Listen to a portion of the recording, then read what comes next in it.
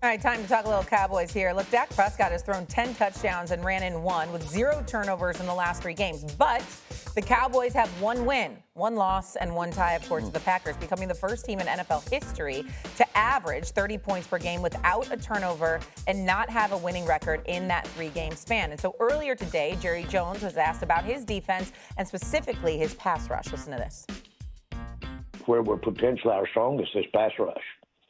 And we've got the most capable pass rushers that we've had, and we've got the ability to really rotate our players, which is very important in pass rush because that's probably you exert more energy there than any place else.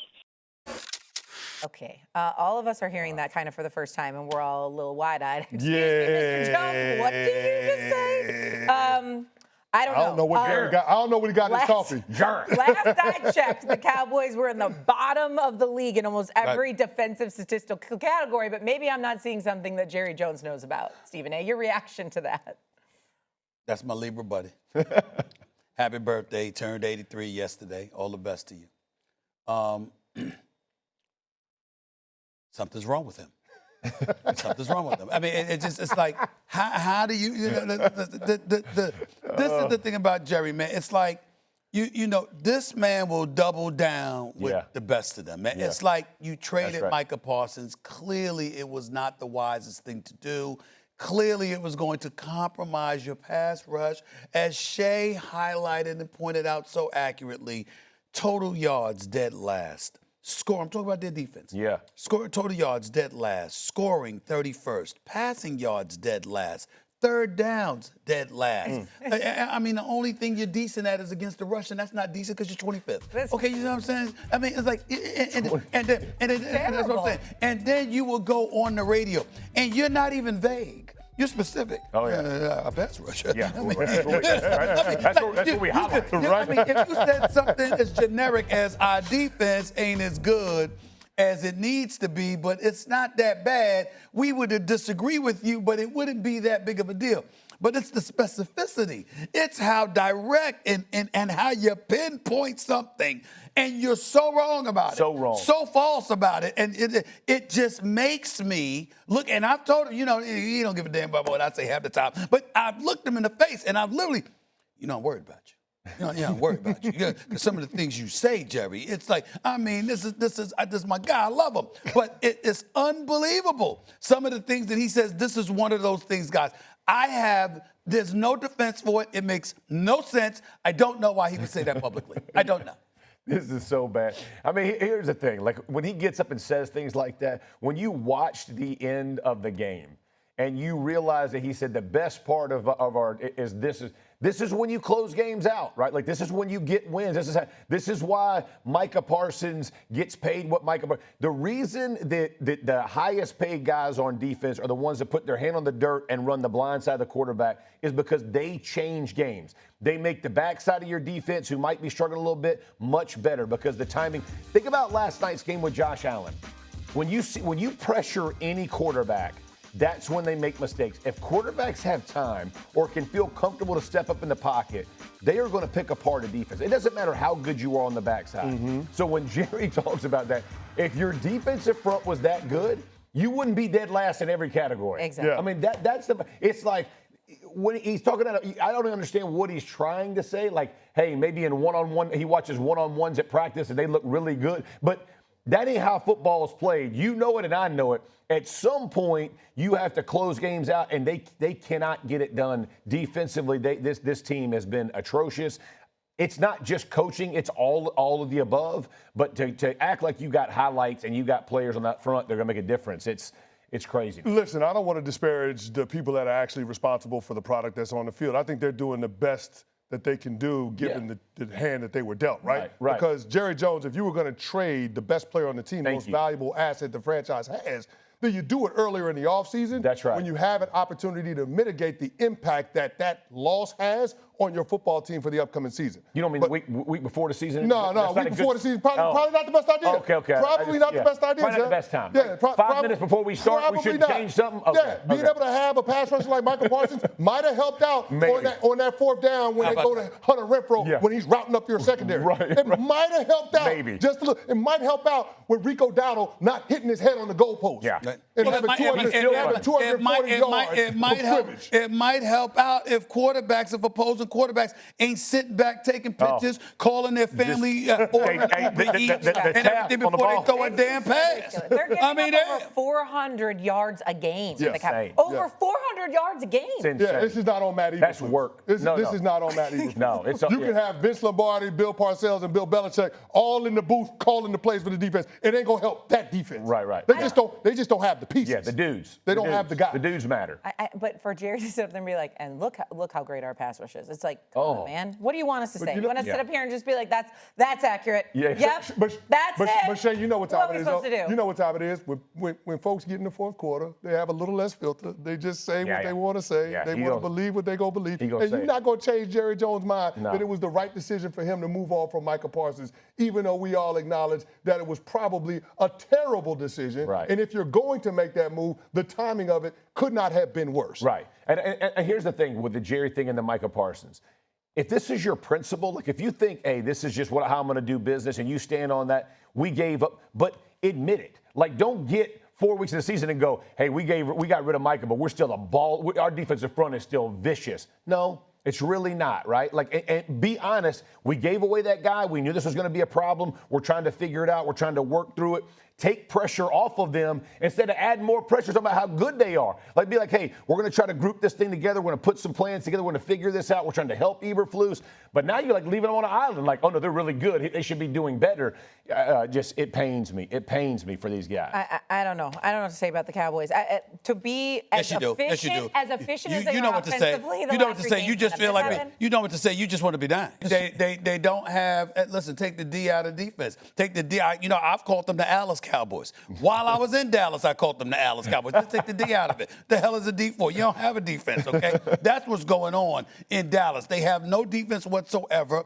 They're considered soft. Nobody's worried about them. That's why a Rico Dowdle. No, this is not. I mean, went out there looking like Emmitt Smith. You know what I'm saying? Rico been balling the last couple weeks. I understand that last couple weeks. But Andy told him he was going to come. That's where I'm going. Yeah. A Rico Dowdle. You understand what I'm saying? This ain't some Christian McCaffrey or somebody like that. No. This ain't Bijan. I'll tell you right now. This is Rico Dowdle said, yo, I'm coming. Yeah. Buckle up.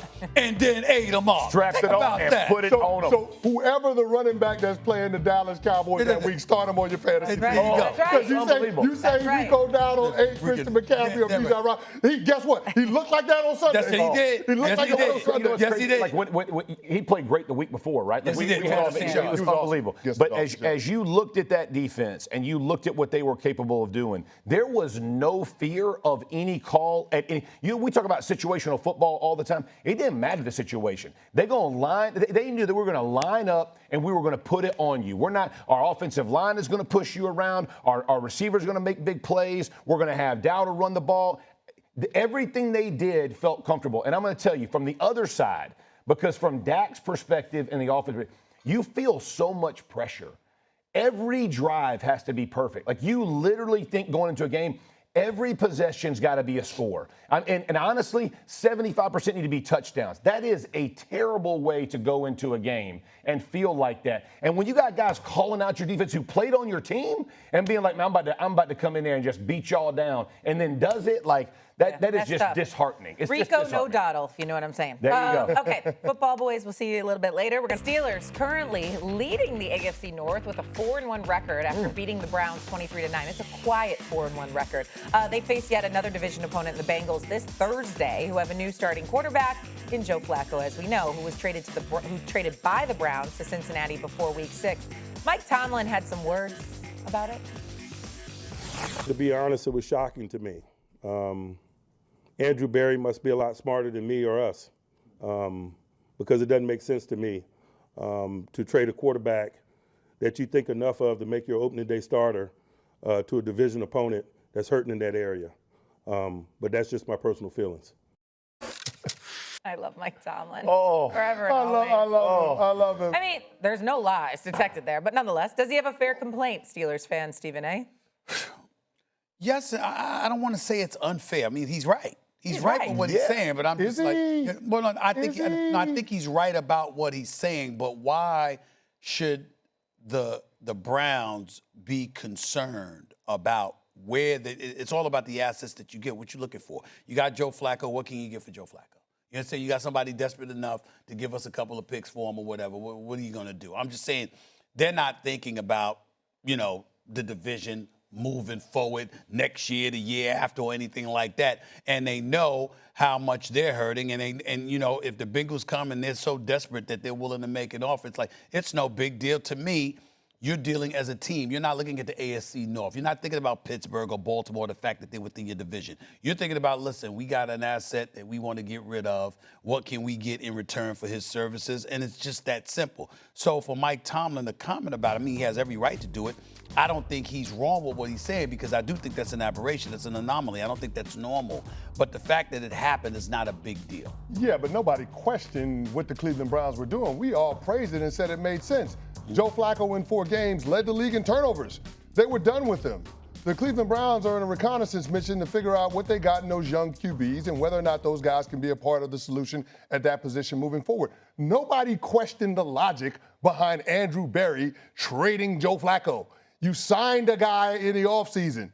And guess what? You were able to flip him and get a mid-round draft pick for it. Yeah. Congratulations to you. That's not it's a brilliant what move. Tomlin was saying, though. But here's the problem. It only makes Mike Tomlin's job that much harder. Absolutely. And I'm sure he's tired of looking across the sideline against AFC North opponents and seeing Joe Flacco as the quarterback. For sure. And then, oh, by the way, at Pittsburgh's facility, they got projectors and film too. Yeah. They know that Joe Flacco is a much more competent quarterback than Jake Browning is. And when you got them 2 avatars out there playing wide receiver and T. Higgins and Jamar Chase, with a big-armed quarterback like Joe Flacco, they're going to have more than a puncher's chance in any single game that they play. So where before the Cincinnati Bengals were one of those teams you could pencil in a dub in the ledger, not no more. Right. And that's what Mike Tomlin knows on a short week against a division rival. Yeah, I think, look, I love it because this is like when we played, like you never helped out your opponent. It didn't matter. In any division opponents, you never helped them out. It didn't matter what was happening to you. You weren't going to help them out. So I like that from Tomlin. I'm like, it's a little nasty,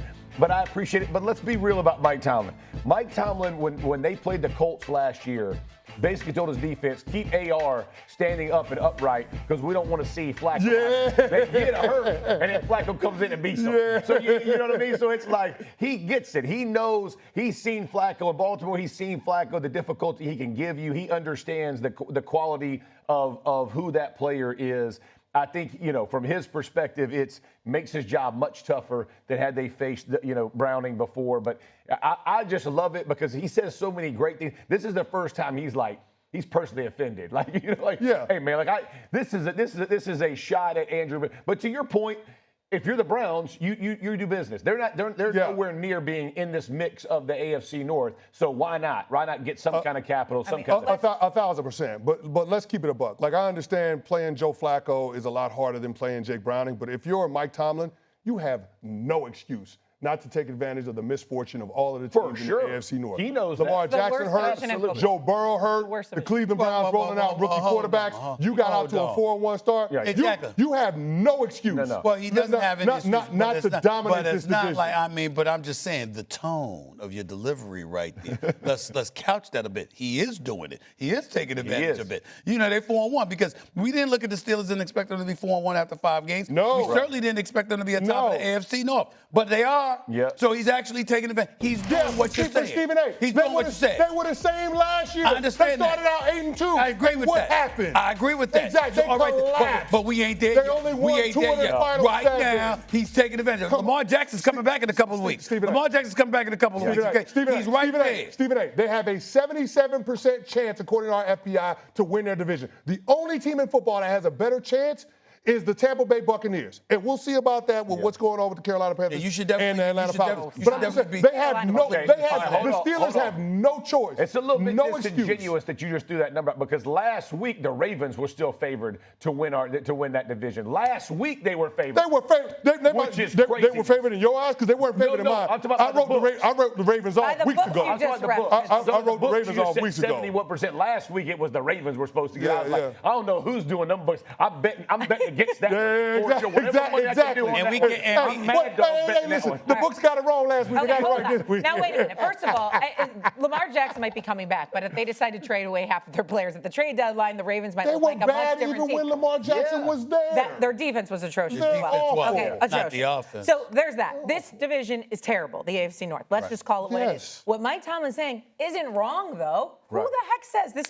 In the most crowded quarterback room in all of the National Football League said, Joe Flacco's going to be my starter, and then decides to trade him to a division opponent. He's not lying. He was right. He's not lying. But you know what? Listen, Joe Flacco, I mean, he torched the Steelers last year when he was playing with the Colts. We get that part too. But the bottom line is that Cleveland might think he's so bad right now. You know what you complain about Mike Tomlin, you should be able to beat him at this stage of point in his career. You could have that kind of mentality. I understand that. Mike Tomlin is not wrong, however, with what he's saying. The point is valid. It's just that it really, really shouldn't matter. It shouldn't matter at this point. Go ahead and do your business. I like him taking shots. It was I odd, do. but I love it was it. odd him calling out Andrew I love it. Berry All right, we by gotta go. name. The Ravens season has gone in a direction I don't think anyone expected. Baltimore fell to 1-5 when their second game without Lamar Jackson didn't go any better than their first. They scored only 3 points in a losing effort against the Rams after mustering up just 10 points a week earlier. Head coach John Harbaugh is counting on Lamar's return to turn things around. Psychologically, how much am I leaning into Lamar coming back and playing? Yeah, I'd have to, if I was on the couch with a psychiatrist right now, or if I was spilling it, I would have to say I'm leaning really hard into that. Really hard, yeah. For any kind of psychological well-being, spiritual well-being, I'm leaning hard on that happening. So I'm very hopeful that happens. Again with an obvious statement from a head coach.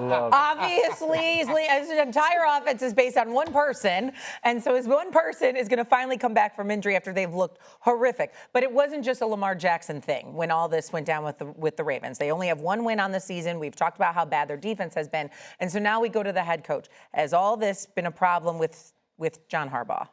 Yeah, I think it's time with John Harbaugh. And I have full respect for John Harbaugh. I played for him for 3 years at the end of my career. I think he's one of the finest head coaches in the National Football League. But that doesn't mean that things haven't run their course in Baltimore. You have a future Hall of Fame quarterback in Lamar Jackson in the heart of his prime. The objective should be every single season to win a championship. And it should be inexcusable the fact that John Harbaugh, over the last decade, has only 3 playoff wins. And at no point during that span has he won multiple playoff games in the same postseason. How long are you supposed to wait around for John Harbaugh to figure it out with Lamar Jackson? Because right now, at 1-5, their season is over. Yeah. They have a 1% chance at being able to make the postseason.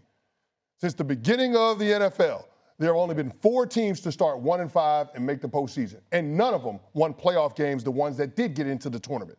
So if you're looking at the Baltimore Ravens, it feels like a lost season already in week 6. And if that's the case, if this team doesn't have a dramatic turnaround, then you have to start asking the tough question of whether or not the Baltimore Ravens could benefit from a different voice on the sideline. It would have to be a drastic turnaround, right? Like they'd really have to go the other direction and basically run the table. Drew Brees, do you agree with Chris Canty? Maybe it is time to move on with the head coach. No, I think this goes a little bit to the conversation around, you know, the disservice to these young quarterbacks and getting rid of some of these coaches. Now, look, I know that Harbaugh has been, he's one of the most tenured coaches in the league. I don't know if there's a guy who garners as much respect as him. You know, maybe Mike Tomlin. You know, as far as their tenure and their accomplishments. To me, John Harbaugh is a culture builder, and I don't know. As I look at the last, you know, his 18 years that I think he's been in Baltimore, like of all the teams in the league, any given year, that was a team that has always had an identity, a very clear identity, that we are going to play smash mouth football. We play in that type of a division. That's the tone that we're going to set. We are going to run the football. We're going to play this highly aggressive style of defense that is high risk reward. It's been a lot of reward in the past. Yeah. Unfortunately, this year it's been a lot of risk, and they haven't played well. And look, I think it's pretty unprecedented. I don't know if we've ever seen a Ravens defense play this bad, give up this many yards, this many points. But at the same time, I think the real problem they have is that whenever Lamar Jackson gets hurt, they have a hard time winning football games. This offense is so geared around his skill set, what he does with his own legs, but how just the threat of him back there opens up the run game for others. I just looked at his pass statistics. Like he is as efficient right now as maybe he's ever been. So you got to either keep him healthy or you have to find somebody who could come in and win you some games when he's not, because he's not getting any younger. I would say no chance I'm getting rid of John Harbaugh. No, not even thinking about it. Let me say it this way. When you think about, and I appreciate what you said about the Super Bowls and that kind of thing. And this goes with Harbaugh, this goes with Tomlin. But I was part of a team, Drew was a part of a team, right, with Hall of Fame quarterbacks where we went to 2 Super Bowls, we won 1, we lose 1. He goes, and people are like, oh, you should have won more. The problem was I ran into Tom Brady and Bill Belichick at the same time. I ran into Drew Brees and Sean Payton at the same time. He's running into Andy Reid and Patrick Mahomes. Just kind of bad timing, bro. It's not that they're not good. They run into the Bills and Sean McDermott with Josh. Like this is not an excuse. These are legitimate reasons, right? You run into really good teams. So the expectations that you're always, he has given his team a chance to win almost every year. Last year, same thing, right? You go, you play the Bills, frozen game, all that kind of thing, you turn it over. I get it. But you have a chance, Canty. Like, you go and blow this thing up. I get this year, and this year might be a wash. Maybe they don't make the playoffs. It's a bummer. It's a bad year. It's whatever. Mm-hmm. But he has shown you year in and year out, he is going to put his team in a position to win. From a coaching perspective, if I'm a fan, that's what I want. Give me a chance. Give me a puncher's chance. Don't let me be. And the Ravens have given you a chance for dang near 18 years. I don't think you just forget. And to your point, you got a bump in the road. This is a bad year. Maybe you got to make a change at defense. I don't know, but figure that thing out. But man, don't get rid of a guy who's brought so much stability and so much winning to an organization. Wow. I get you, Jeff. And I'm not going to say I disagree with you because I would be highly reluctant to get rid of John Harbaugh. But I do think there comes a moment in time where you got to look yourself in the mirror. You got the worst scoring defense in the league. How'd that happen? This is the Ravens we're talking about. Agree, yeah. I mean, I haven't even spoken to my brother Ray Lewis in a while. I mean, I can only imagine what kind of mood he's in. Ed Reed and the boys, I just saw them at the game in Miami a few weeks ago. You can't believe what's happening here. Last year, the Ravens were the number 1 defense against the run. They were 31st against the pass. Yeah. How'd that happen? At some point in time, it's like, and I've often said this, Drew, just know this too about me, covering sports.